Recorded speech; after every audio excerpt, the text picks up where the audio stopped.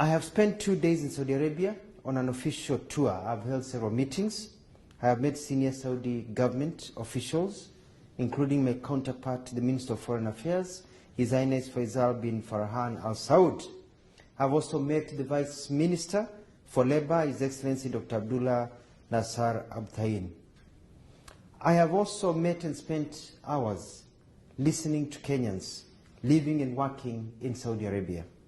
I've also met babies of Kenyan mothers. My meetings with the Kingdom of Saudi Arabia and the Saudi Arabian government have centered on our bilateral issues based on our great relationship we have with the Kingdom of Saudi Arabia. We have agreed to work together as a team as we push our international agendas. We have requested the support of the Kingdom of Saudi Arabia as we tackle the drought situation facing our country due to the effects of climate change. With His Highness Faisal, we have agreed to enhance our trade and investment and expansion of our tourism sectors. This will create more employment opportunities and increase the amount of money in the pockets of our people. The Kingdom of Saudi Arabia views Kenya as one of its top partners, and likewise we view Saudi Arabia as one of our major partners. On the issue of immigrant labor, we have come up with concrete proposals that will make it easier and better for Kenyans to relate and work in Saudi Arabia where they are high in demand. We have held, engaged, discussed very comprehensively on these issues facing Kenyan workers in Saudi Arabia. Listening to the victims, the agents, Kenyan government officials and Saudi government officials, it is very clear to me that the problems that Kenyans are facing in Saudi Arabia actually do not start here, but start at home. The system is flawed and corrupt, and unless fixed, nothing will change. There is massive corruption in the way Kenyans are prepared to come to be domestic workers in Saudi Arabia. This is a major concern for all of us. This is a major concern for all of us, including the government of Saudi Arabia. We have to break the cartels and streamline the agencies, some of which are owned by prominent Kenyans. We have agreed to work on a modality to get Kenyan labor agencies to have offices here in Saudi Arabia so as to deal with issues concerning their clients, that is the Kenyans they bring here. We will, in collaboration with the Saudi government, flush out illegal agencies and blacklist agencies that do not perform as per the law. The rights of all workers, as enshrined by the laws of Saudi Arabia and Kenya, will be enforced. Kenyans will be protected, regardless of where they work. To this end, and as an immediate and short-term venture, we are issuing new procedures to be followed before we give clearance for Kenyans to travel as domestic workers to any country. Kenyan immigration officers will also not allow Kenyans to travel out of Kenya to Saudi Arabia as domestic workers without fulfilling the set requirements. This will start on Monday, 7th of November, 2022. We have set up a joint technical team of Kenya and Saudi government officials to fast-track labor issues. They start their work in 2 weeks' time on the 17th of this month. We have also dedicated an emergency hotline for Kenyans in Saudi Arabia to call when facing any difficulties. The emergency hotline number at the Kenyan Embassy will be given. It is +966 500 755 060.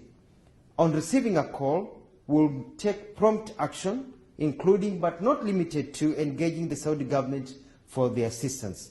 The idea is to ensure every Kenyan lives well, gets medical care, and also is listened to and taken care of. I have requested for an amnesty to be granted to Kenyans who have fallen out of status and who are hiding illegally and who are unable to access media care so that their documents can be made legal and others given passage to go home. This will be part of the discussion that our teams will sit down and discuss. The Kenyan government, my office, is also dispatching additional staff to the Riyadh embassy to assist in the process of legalizing Kenyans who are out of status and processing travel documents and other necessary work that needs to be done to help our Kenyans. Saudi Arabia has great potential and is a major market for our workers, and especially trained ones.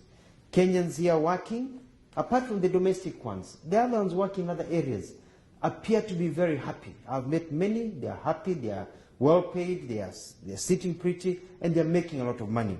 So we just need to fix the domestic part, workers' part, and everything will be flawless. And as I've said, we have noticed that the problem is not necessarily here in Saudi Arabia only, but the major problem is back at home with the agents and all the ukora that continues when they get here. We have requested for an increase of quotas to allow Kenyans. We have many Kenyans who are graduates in hospitality, engineering, nurses, doctors, people in all fields, accounting, to be allowed to come to work here. And they have said they need Kenyan labor. So I'm asking Kenyans, be prepared. You'll be coming here as professionals to work here and make a lot of money so that you can also help yourselves and your families. I thank the Kenyans I've met. Kenyans, whether they be agents, Kenyans living here, professional work, Kenyans, domestic workers. I have listened to you. You've been very, very candid. My officials have been very candid. And I want to assure you that you have nothing to worry about. You have the hotline. Now you don't have to relate to just depend on social media. You don't have to depend on your families.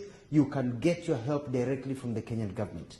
The Saudi Arabian government has said that they are shocked by the reports that they have seen, and they are going to work hand in hand with us to ensure that the things that we see reported do not appear ever again.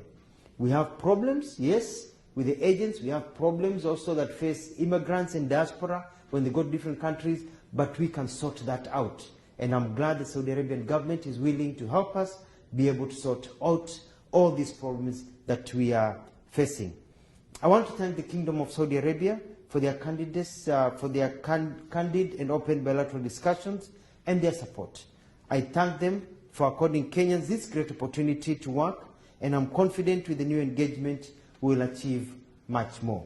I'd like to repeat and say that we have agreed on many things. One, provision of medical care to Kenyans. Number two, ensuring that the laws of Saudi Arabia are followed, especially by the agents and also by people who are employers of our people. Number three, we're increasing the quota so that we can get nurses, doctors, engineers, journalists, people who have skills, plumbers who want to work here in Saudi Arabia and make a lot of money. We have also noticed that the problem is stuck towards domestic workers. The system is changing, and we have worked on an agreement so that now they'll be announcing soon part of their program so that if you come to work for somebody and you want to move somewhere else, you can be able to shift. We've worked and talked about people, Kenyans, keeping their passports, and the law says they should keep their passports. The problem are the agencies, and we are going to fix that. We have also agreed that Kenyans, when they want to exit this country, have a right to exit this country, and our embassy here will be processing visas and ensuring that Kenya is able to go. Kenyans who have children, we've come up with a formula of being able to get children to also get permits to be able to leave the country so that people can be able to come home. In other words, it has been a wonderful visit. We've sorted out a lot of things. I've had numerous meetings with Kenyans, and I can tell them you now have a government that listens to you, you have a government that cares, and you have nothing to worry about. I'll be on top of things, and we are going to get permanent solutions to our challenges. Saudi Arabia, the nation, the Kingdom of Saudi Arabia, they're our friends. They care about us. They want to invest more in Kenya. They want more Kenyans working here. And they are also shocked by the stories that Kenyans have been telling. And we've narrowed down, especially our officers here. We've narrowed down, we know what the problem is, and I'm going to deal with it with my colleagues in cabinet to ensure it never happens again.